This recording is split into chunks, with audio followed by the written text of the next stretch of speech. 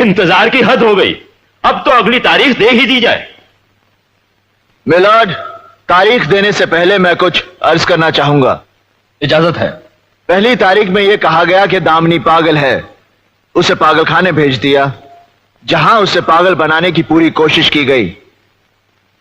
दूसरी तारीख से पहले अस्पताल में पड़ी उर्मी का खून कर दिया गया और केस बना खुदकुशी का, जबकि इस अदालत में मैंने यह साबित कर दिया कि उर्मी ने खुदकुशी नहीं की, उसका खून हुआ है।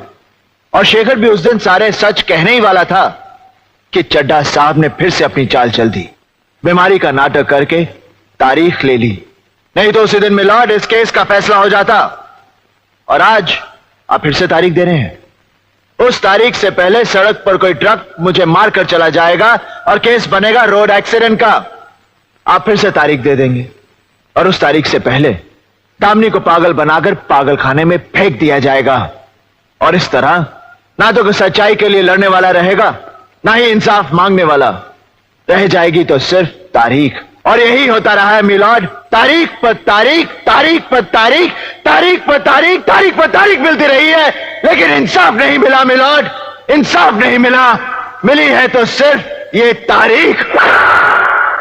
कानून के दलालों ने तारीख को इंसाफ के खिलाफ एक हथियार की तरह इस्तेमाल किया है मिलॉर्ड।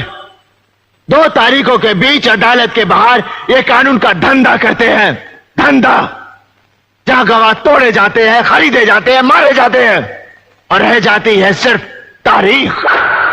लोग इंसाफ के लिए अपनी जमीन जायदाद बेचकर केस लड़ते हैं और ले जाते हैं तो सिर्फ तारीख। औरतों ने अपने गहने जेवर, यहां तक कि मंगलसूत्र तक बेचे हैं इंसाफ के लिए, और उन्हें भी मिली है तो सिर्फ तारीख।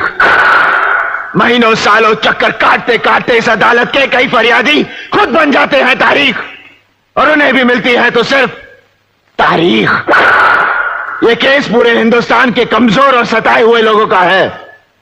आज उन सब की नजरें आप पर गड़ी हैं, आप पर, कि आप उन्हें क्या देते हैं, इंसाफ या तारीख।